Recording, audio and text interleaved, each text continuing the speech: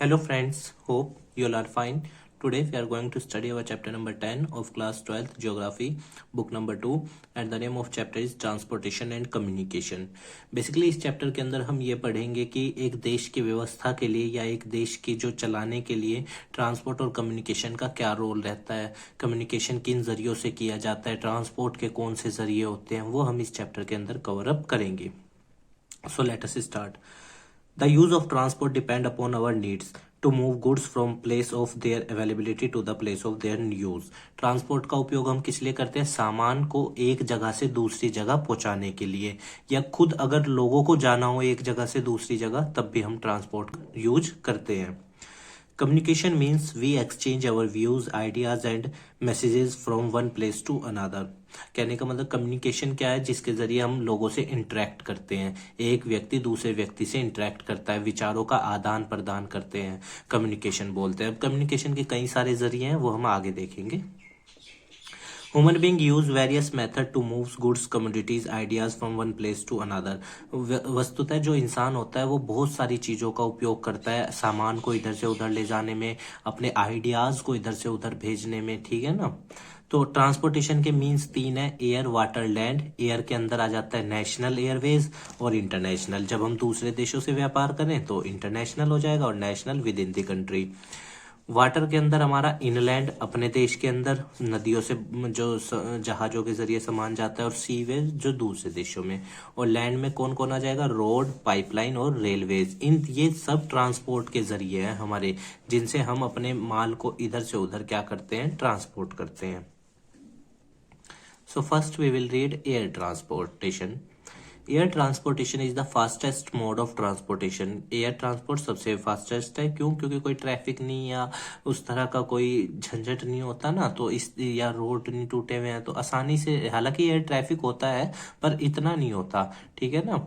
In India it is started in 1911 में ये शुरू हुआ था, when airmail operation done over a short distance of 10 kilometre between Allahabad and Naini. जब ये इलाहाबाद और नैनी के बीच में पहली बार शुरुआत इसकी हुई थी. The airport authority of India is responsible. उसकी जिम्मेदारी है सेफ, एफिशिएंट और एयर ट्रैफिक को कंट्रोल करने की, और लोगों को भी और सामान को भी सुरक्षित वे में एक जगह से दूसरी जगह पहुंचाने की. एरोनॉटिकल्स कम्युनिकेशन सर्विसेज ये देती है इंडिया के अंदर, ठीक है. द अथॉरिटी मैनेज 125 एयरपोर्ट्स को ये मैनेज करती है ये अथॉरिटी. अब तो और भी बन गए हैं. The air transport in India is managed by air India. और जानते हैं आप एयर इंडिया को किसने मतलब बाय कर लिया है? जो उसके जन्मदाता कह सकते हैं एक तरह से थे, टाटा ग्रुप. उन्होंने इसको दोबारा से खरीद लिया है एयर इंडिया को. There are lots of private companies also started passenger and good services. और भी बहुत सारी प्राइवेट कंपनीज आप जानते हैं मार्केट के अंदर हैं, जैसे इंडिगो, स्पाइस जेट, ये सब भी अपनी सेवाएं दे रही हैं, ठीक है. Indian Airways provide both. और जो भारतीय एयरवेज है वो दोनों तरह की सर्विस देता है, नेशनल एंड इंटरनेशनल सर्विसेज दोनों देता है एयर सर्विसेज. पैसेंजर को भी और सामान को भी इधर से उधर एक देश से दूसरे देश में ले जाने के लिए, इंपोर्ट एक्सपोर्ट के लिए भी ये सर्विसेज देता है. Almost all the continent of the world are connected through its service. और दुनिया भर के सभी जो कॉन्टिनेंट हैं वो लगभग इसकी सेवाओं से जुड़े हुए हैं, मतलब कि ये कनेक्ट करता है उन सबको. Some private companies have also started operation to foreign countries. और जो कुछ प्राइवेट कंपनीज हैं वो भी अब इस फील्ड में आगे आ रही है और फॉरेन कंट्रीज में भी अपना माल भेजती है और खरीदती है, मतलब वहां से इंपोर्ट एक्सपोर्ट करती हैं. तो next is our land transport. Land transport is the transport or movement of people, animal or goods from one location to another location. Land transport आप जमीन के जरिए जो हम ट्रांसपोर्ट करते हैं, गाड़ियां इधर से उधर सामान को ले जाना, इंसानों को जाना, इवन जानवर भी तो रोड पे चल के इधर से उधर जाते हैं, तो वो सब लैंड ट्रांसपोर्ट में आ जाता है. लैंड ट्रांसपोर्ट के अंदर पहला जो हमें पढ़ना है वो है रोड ट्रांसपोर्ट, जो रोड्स बने हुए होते हैं. India second largest road network है हमारे पास दुनिया में, और जिसकी टोटल लेंथ कितनी है? 54.8 लाख किलोमीटर. इकोनॉमिक सर्वे 2016-17 के हिसाब से. और लगभग 70% सामान कार्गो मतलब जो ट्रकों में जाता है, 85% पैसेंजर रोड्स के जरिए ही ट्रेवल करते हैं एक जगह से दूसरी जगह. सामान को भी 70% के आसपास सामान लगभग रोड के जरिए ही एक जगह से दूसरी जगह ले जाया जाता है. Roads are good to cover shorter distance. Roads छोटे डिस्टेंस को कवर करने के लिए तो बहुत बढ़िया है, क्योंकि आसानी से आया जा सकता है और मतलब कि क्या होता है, मैनेजमेंट भी कम लगता है। रूरल एंड रिमोट एरियाज अब भी रोड से कम कनेक्टिविटी है। जैसे अब रिमोट एरिया का मतलब पहाड़ी इलाकों की बात करो तो वहाँ जनरली रोड्स बनाना थोड़ा सा मुश्किल है, या फिर जो रूरल एरियाज है, अब तो खैर गवर्नमेंट इस पे बहुत काम कर रही है, पर जनरली हम एक सेंस में समझें तो लीस्ट कनेक्टिविटी होती है रोड्स के साथ गाँवों की। For the purpose of construction and maintenance, road are classified as national highways, state highways, major district road and rural roads। तो roads को हम इसमें बांटते हैं, नेशनल हाईवेज में जो national authority of highway authority of India manage करती है, state highways, major districts road and rural roads. So let us see firstly national highways, the roads which are managed by central government, जिन्हें central government केंद्रीय सरकार जिनकी देखभाल करे और manage करे उनको हम बोलते हैं नेशनल हाईवेज। दी हाईवेज कनेक्ट, ये एक हाईवे जनरली बड़े शहरों को, राज्यों की जो राजधानी है उनको, या रेलवे जंक्शंस को, या इम्पोर्टेंट जो बंदरगाह है, पोर्ट है, उनको जो कनेक्ट करते हैं ये highways. The length of national highway has increase from 19,700 kilometre थी 1951 में, और अब कितनी है, 1,04,75 किलोमीटर 2015-16, और अब और बढ़ गया होगा ये। The national highway constitute only about 2% of the total road length but carry 40% of the road traffic। देखो नेशनल जितने भी हमारे यहाँ मतलब कि रोड की लेंथ है उसमें से सिर्फ 2% ही नेशनल हाईवेज आते हैं। जितने भी रोड हैं, अभी हमने पढ़ा था ना ऊपर 54.8 लाख किलोमीटर, उसमें से 2% ही नेशनल हाईवेज हैं, पर इन पे सामान या ट्रैफिक कितना रहता है, 40% देश का टोटल। ये आप डाटा समझिएगा।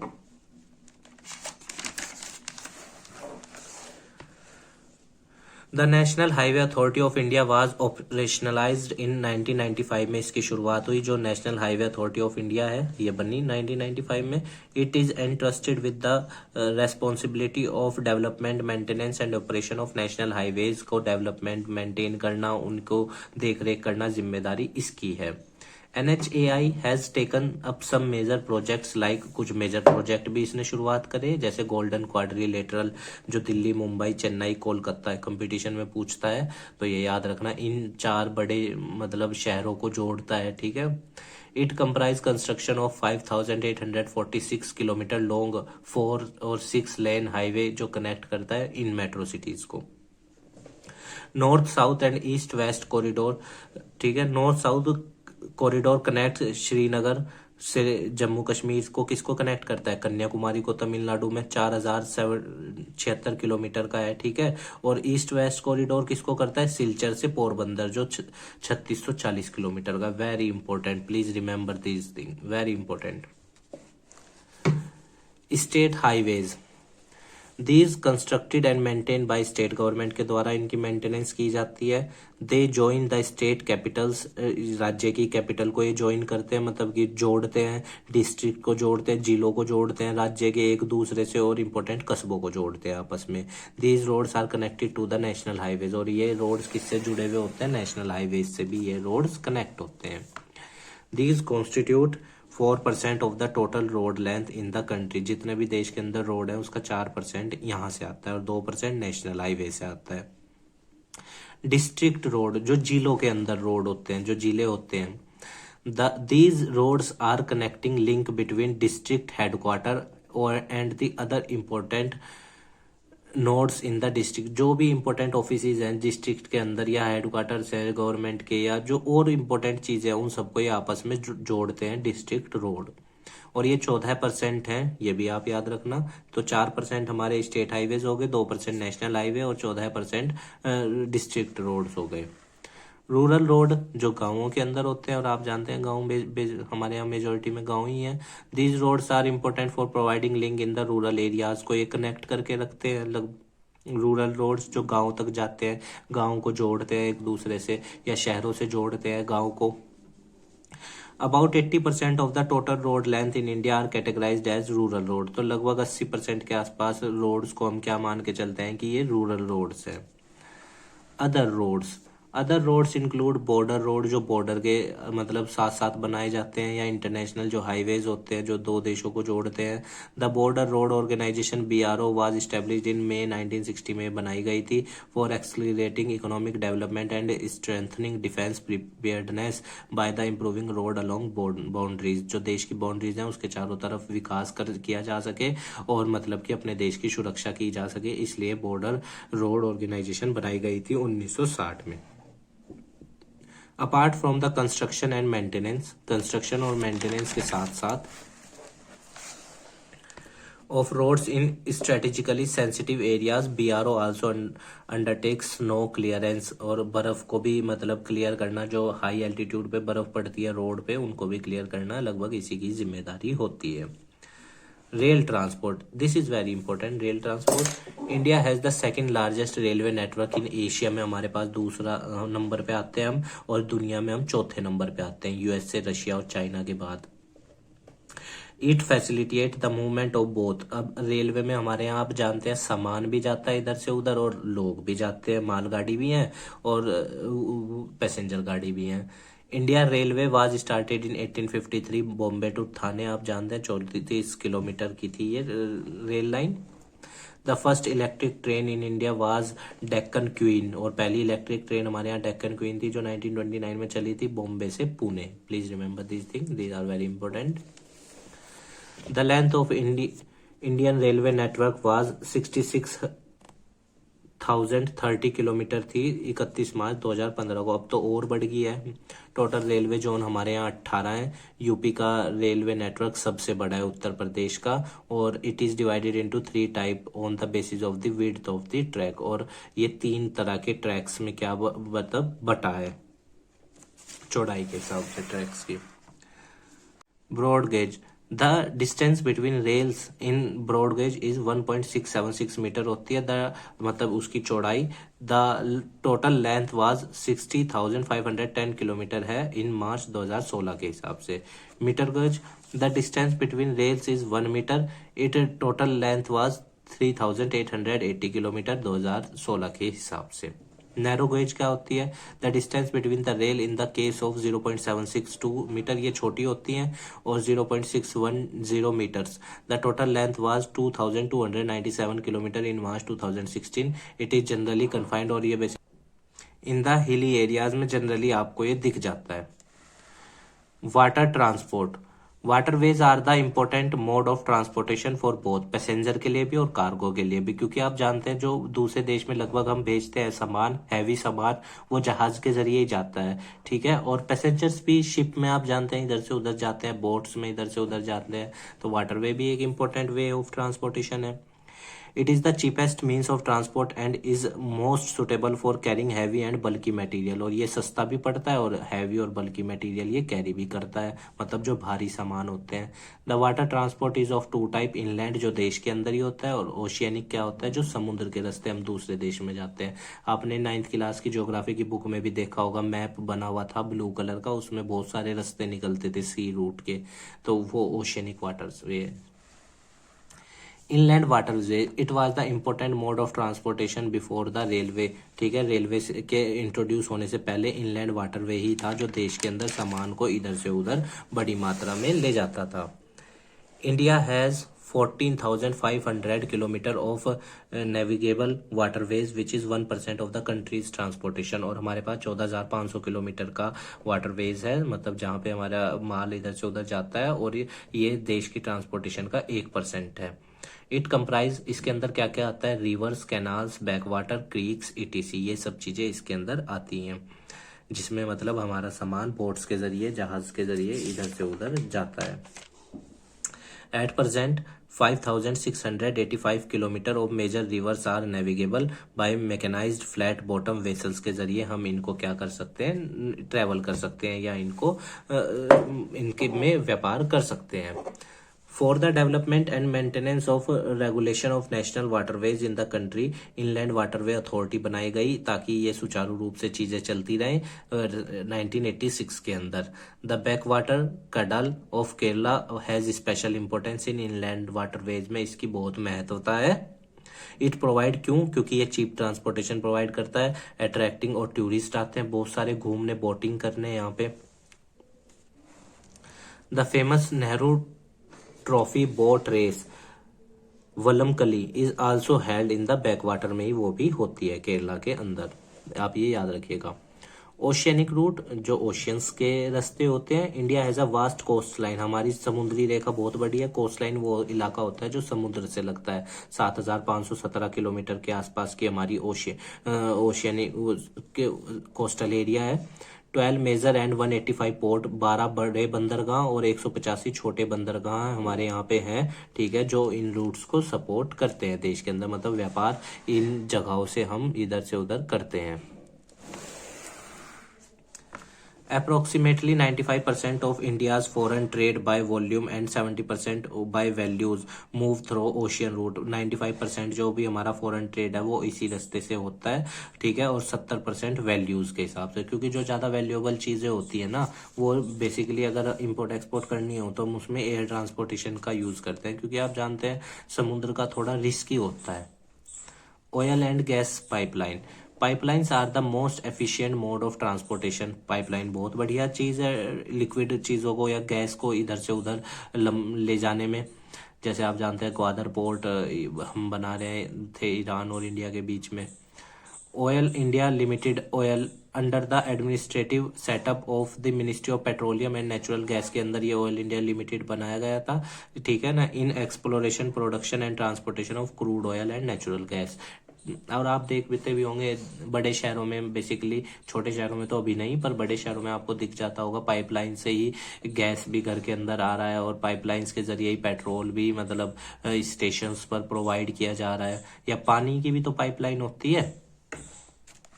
इट वाज इनकॉर्पोरेटेड, शामिल किया गया इसको 1959 में as a company, Oil India Limited को।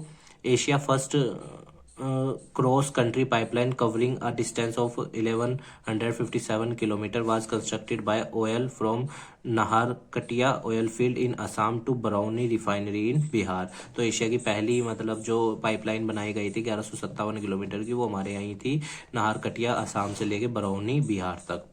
It was further extended, Kanpur को तक इसको एक्सटेंड किया गया 1966 में। Another network of pipeline has been constructed in western region of India में, और भी बनाए गए, जैसे अंकलेश्वर कोयली मुंबई में है, मुंबई हाई कोयली एंड हिजरा विजयपुर जगदीशपुर, ठीक है, ये सब हमारे यहाँ एक्सटेंडेड है, शुरुआती ऊपर थे।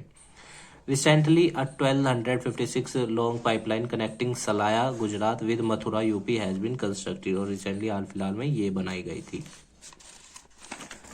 देखो पैसा तो लगता है पर ये वन टाइम ही इन्वेस्टमेंट है और अच्छी चीज भी है देश के लिए, क्योंकि हम इसको जमीन के अंदर से भी तो ले जा सकते हैं, तो ट्रैफिक या वो सब चीजें भी मतलब कि इतना खर्चा नहीं आता या लॉस नहीं होता।